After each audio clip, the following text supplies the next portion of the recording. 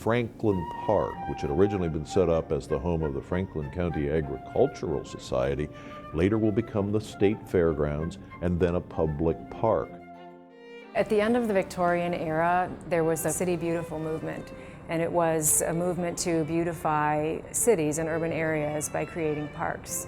And so Columbus instituted several parks throughout the entire metropolitan area, including Franklin Park.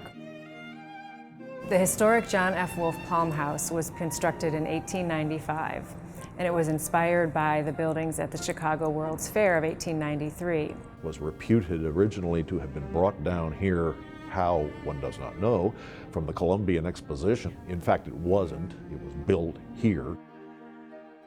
The features were a beautiful lake, which is west of the Palm House, where we have the Mallway today, and then there's a 1.2-mile walking path that people use today for exercise and walking their dogs, and that was actually a driving track. So people came down for a leisurely drive, and there was also automobile racing. And since then, the park has been a popular destination.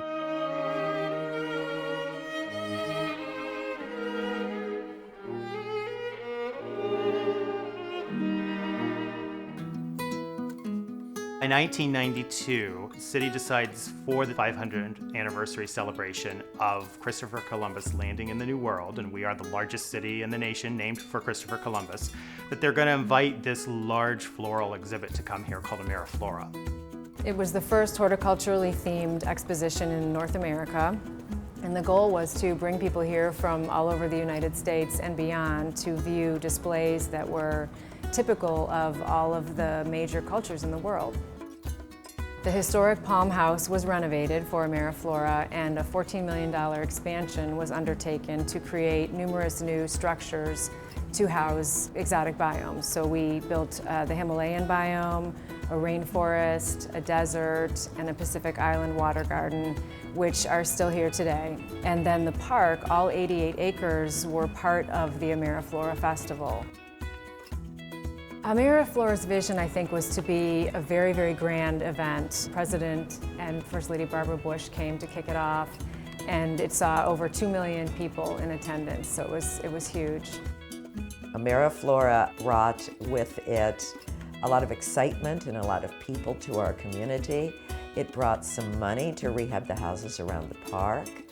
It gave us a place in national history because it was so famous for a short period of time. So they closed the park for an entire year, 1991, off from the community, put a fence up, tell the entire community you can't go there, you can't use the park anymore. And then in 1992, they open it back up, but they charge admission to everybody because it's now this large exhibition space. It was really hard that it was fenced off for a while. It was the community's park, and they couldn't walk in it without paying to get in it. So there was a lot of controversy around it during the time it was AmeriFlora. I remember a family that we knew well were just really adamantly against the park being used for AmeriFlora. My mother was on a committee for it, and her perspective was it was going to make a big difference for the community. So I think that those two views of two people who were neighbors and who knew each other well sort of epitomizes the conflict, and many people did feel that they were being marginalized. That was the beginning of more attention that was more vocal and that you could see a lot of the energy and the resentment of persons in terms of how that was handled. I think the people who were planning it might have been a little surprised by that, but conservatory staff actually went out into the neighborhoods and talked with everyone and assured them that it was still their park, and then even did landscaping in the yards of all of the houses surrounding the park. Really, through time, what I have discovered is things do really work themselves out. Communities do really come together. Well, I think AmeriFlora probably has mixed reviews in terms of its success, but I think in hindsight, it was calling attention to a park that had long been neglected. People became aware that the neighborhood really was quite nice. Some of the good things that did come out of it when they added all of the different biospheres around it. And it also cleaned up the park a little bit because they added the waterfalls and the pergolas and the Malway Garden. And the conservatory got a kickstart at that point.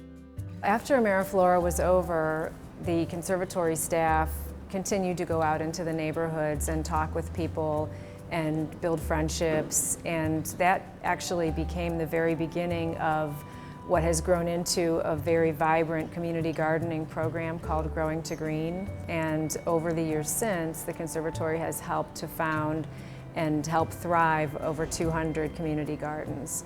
So I think it was the mending fences and the rebuilding of the relationships here locally around the park that taught us that that relationship and that sharing of expertise was really important to our neighbors, and that it became really impactful. It's a fabulous asset for those of us who live here. It's beautiful, it's essentially safe, it's well cared for, and the neighborhood looks out for it.